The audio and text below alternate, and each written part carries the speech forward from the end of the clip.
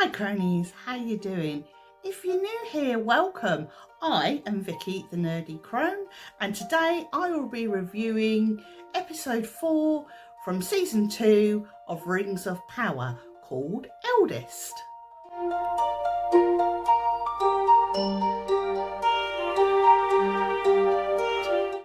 We open up with a rather lovely scene of Mythlond, aka the Grey Havens, where Círdan lives.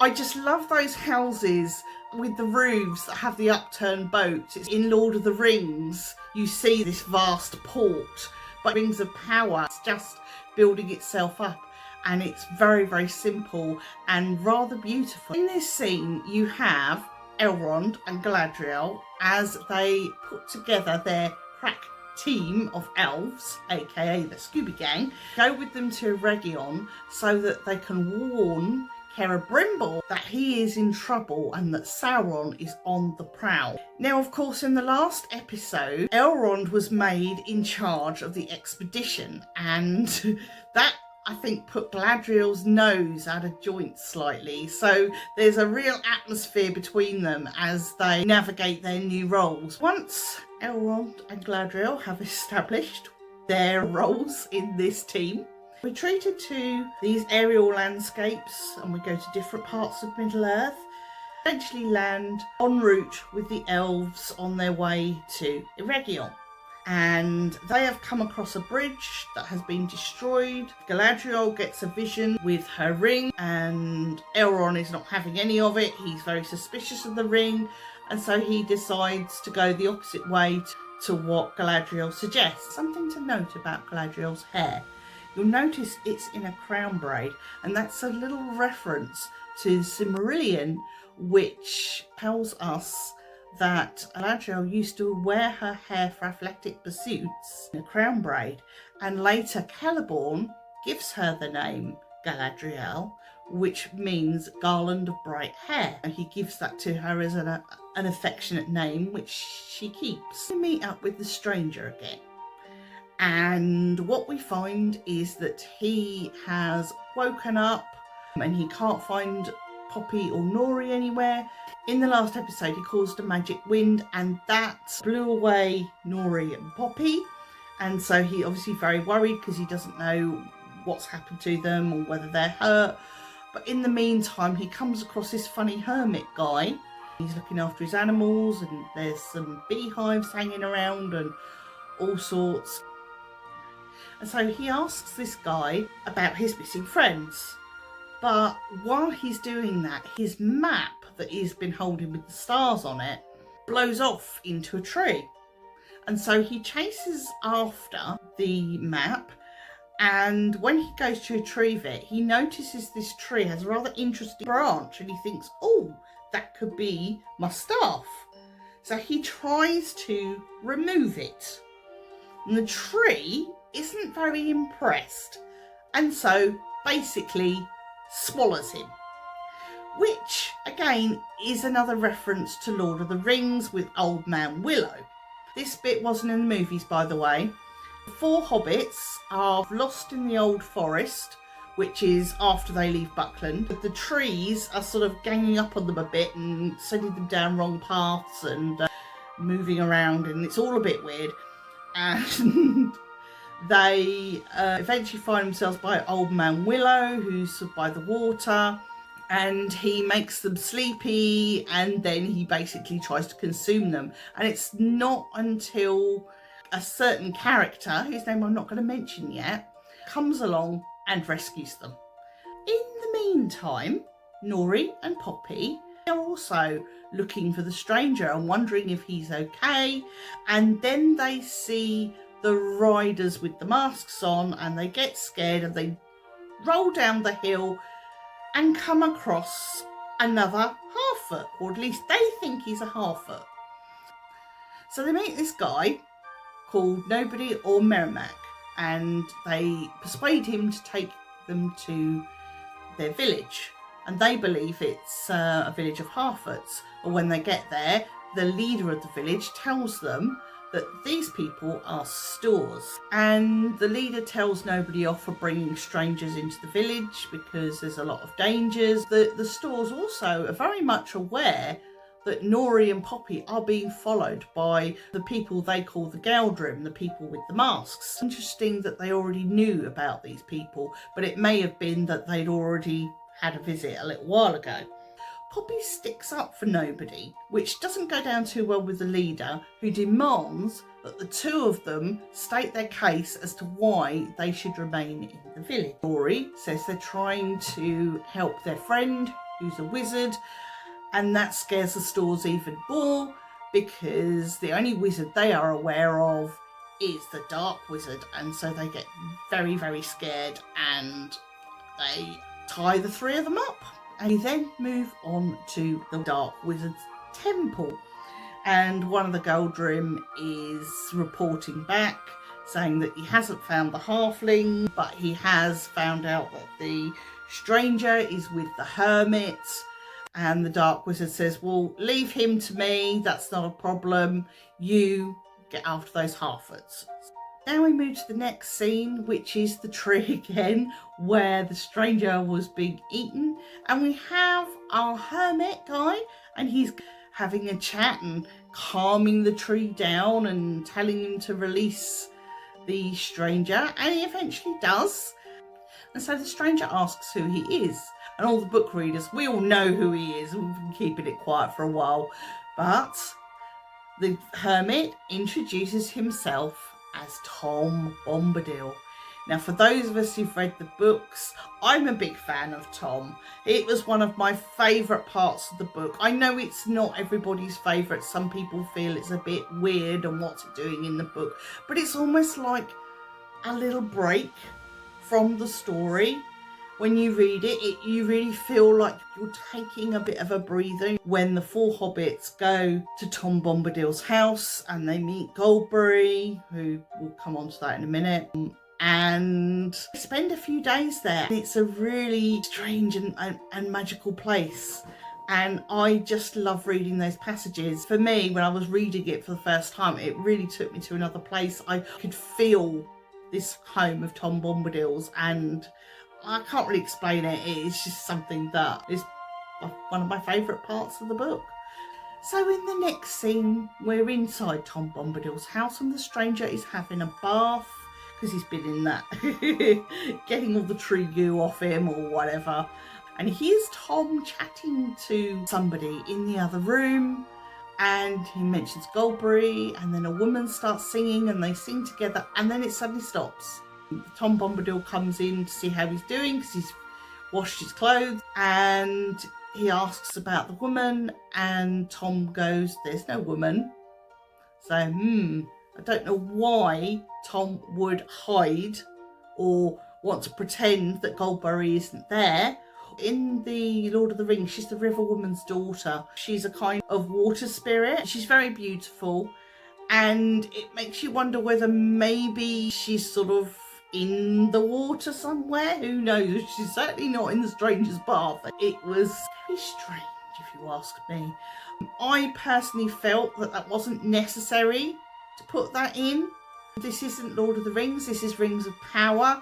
Okay, quite happy to have Tom in. He doesn't sing as much as I'd like, but it's nice to see him. The Goldberry thing I felt was unnecessary and probably would confuse film people anyway. So when the stranger tries to find out a bit more about who Tom Bombadil is, Tom says he is oldest and fatherless. He remembers the first acorn, he remembers the first raindrop. It's all reference to Lord of the Rings because Tom says these things to the hobbits when they're staying with him in his house in the Withy Windle. And yeah, it's nice to hear those references, but I have noticed they are a little bit in this series in general, because I have watched the other episodes.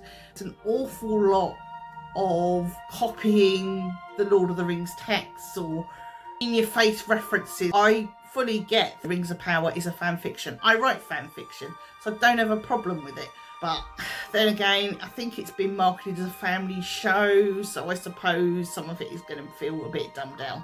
So while Tom is talking about the raindrops and the acorns, etc., he also has the map on his knife. And then he suddenly flips, and the map turns into a piece of bread, which he gives to the stranger. The stranger looks up at the ceiling and sees all the constellations. And that's when sort of penny drops for him. That thing that he's been looking for on that map is Tom. And he also asks if he is meant to fight Sauron. Is that his mission, to fight Sauron?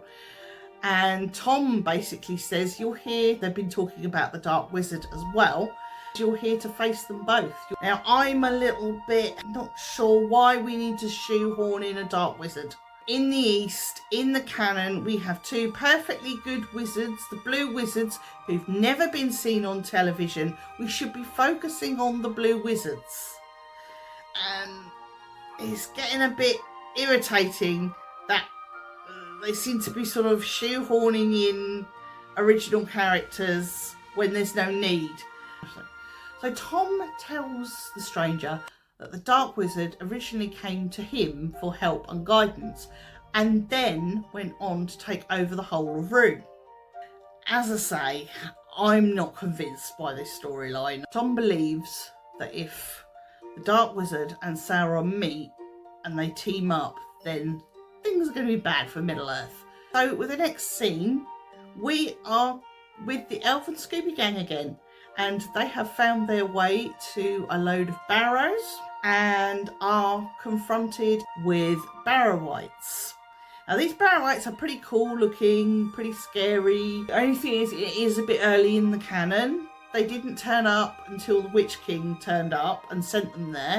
And the Witch King hasn't even been created because the Rings of Ben aren't around as yet. I just think there's a little bit of running before we can walk here, and so it's a little bit off-putting. But apart from that, the Barrow-wights are pretty cool, a pretty fearsome foe. Elrond then somehow knows that if you take weapons from the graves, that it will destroy the Barrow-wights, so he does that. Then we have one of the Scooby Gang who's really badly injured, and Galadriel heals them with her ring, showing that the ring can be used for good. Of course, Elrond's still not impressed. But the questions that sprung to mind was, how come Elrond knew that there was swords in the barrows that would kill the Barrow-wights? His Lawmaster skills are pretty spot on at this point. So the next scene, we're in Pelargir, and Isildur is trying to find Theo, who was taken. And the only thing I'd say about this scene, I mean, they've got torches and stuff, but it's really difficult to see anything, and that can be really off-putting when scenes are so dark. I mean, I know you've got to have darkness. I mean, the elven scene was quite dark as well, but I think a little bit too much dark is actually counterproductive. When they get back to Pelargir, Isildur shows off his prowess by getting some water to work again, which is pretty cool for the people who really need water.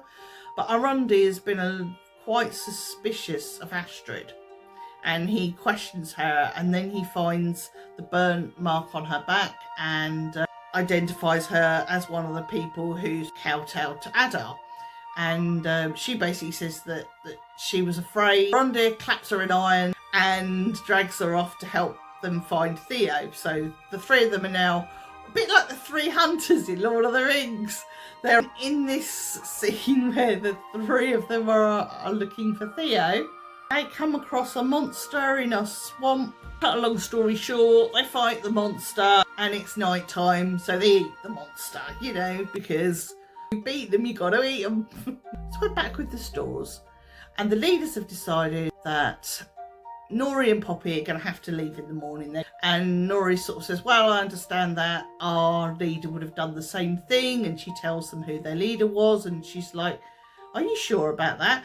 And she takes them to this painting and tells them the story that a bunch of stores left their village. And she gives them the name. It turns out it's an ancestor of their leader. This guy had a dream about something called the Zuzark, and that led him to want to go off and find it.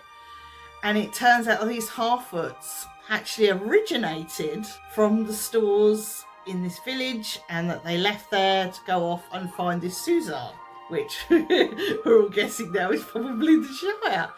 The masked scary men turn up and they demand that the stores hand over Poppy and Nori, and the leader of the stores denies any knowledge of them, so they're protected. So next up, we have another scene with Elrond and Galadriel discussing the ring, and she sort of gets another vision, and she says, I don't feel this ring is evil. She says, I feel it's leading me to something. And then she says to Elrond, promise me that whatever happens, you will put the ring first, even if it means my life. He begrudgingly says yes, but he says, I'm not doing it for the ring, I'm doing it for you. And then they get a message from one of their Scoobies that that the orcs are around. So we go back to the three rescuers, and they're all sitting around a fire eating quicksand worm. Arondir leaves the key to the shackles on the side. Leaves it up to Isildur as to whether he's going to release Astrid or not. And he decides to, of course, and she gets close to him and then apologises because she pinches his sword. And she basically says, look, no one's going to let me back in the town once they know what I did and everything. And he says, yeah, but we'll make mistakes and I'll protect you. And, you know, like the silly little hero he is. Anyway, something big comes out of the trees, storming through, whacks Astrid, so she's knocked out somewhere. And it turns out that it's a female treant. Now, if you know anything about Lord of the Rings, you'll know about the treants and how they are like gigantic trees, but they're not, they're tree herders. But we don't know about the Entwives, because the Entwives, and this obviously one is because it's female and it's covered in flowers and whatever. And let's just say she's a bit traumatised, and she's lashing out at everything and everyone. Because as the male counterpart turns up and explains, she's seen all her saplings being killed and things like that. So it's like her babies, which is understandable. And Rondir, she questions him, says, have you ever chopped down a tree? And he has to admit, yes, he did. She goes off on one and he sort of eventually apologises on his behalf and others. And she says forgiveness is not something that can happen overnight. This is going to take a long time to heal, which is understandable. Eventually, after having this conversation with the treants, and they wander off and there's peace again, Arondir has promised to protect the trees. Good luck. The Ents, they go off, and earlier on we find out that Theo is still alive. He's trapped in a funny tree cage with several other wild men, but at this point, now we've met the treants and had a discussion with them, they've now been released unharmed. One of the released prisoners, one of them happens to be Astrid's betrothed. So poor old Isildur. Astrid has got her man back, but Arondir says he's going after Adar. So he says goodbye to Theo, offers for him to come with him, and he says, no, the people here need me. Theo is taking responsibility for the town and looking after everybody, which I personally feel he's a little bit young for that, but that's how it goes. His mum was a healer and seemed to tell everybody else what to do. Obviously, she's no longer with them, and so he's inheriting her role. And we get to the climax of the episode where we've got the orcs and the Scooby Gang need to get back to Linden, and so Galadriel gives Elrond the ring and says to him, get this safely to Linden, don't worry about me, you guys just off and get back to Linden. Galadriel decides she's gonna take one for the team. Doesn't believe it's to save them, he only believes it's to save the ring. She's going to fight to the death. She takes on lots of orcs and has a nice big fighty session, but I think her glorious death gets overshadowed somewhat because instead she gets captured by Adar, and that is how the episode ends. I found this episode to be a little bit lacklustre, if I'm honest. I was disappointed a little bit in Tom. He wasn't as jolly and jovial as he is in the books, and I think that's a really important part of his personality. I'm going to give this one a 6 out of 10. It was okay. It wasn't dreadful, but it wasn't outstanding either. So I think I've been pretty reasonable in my marks. You know, I'm a hard marker at the end of the day. If you've watched it and you have a different opinion, either way, let me know. I know these review videos are coming out a lot later than when these were originally broadcast, but I have a life outside YouTube. I have other responsibilities, so I get things done when I can. I hope you've enjoyed that, and if you did, just pop a little like and a little subscribe. Always appreciated. Take care, look after yourselves, and mind how you go. There might be a tree around going whack, whack, whack. Bye.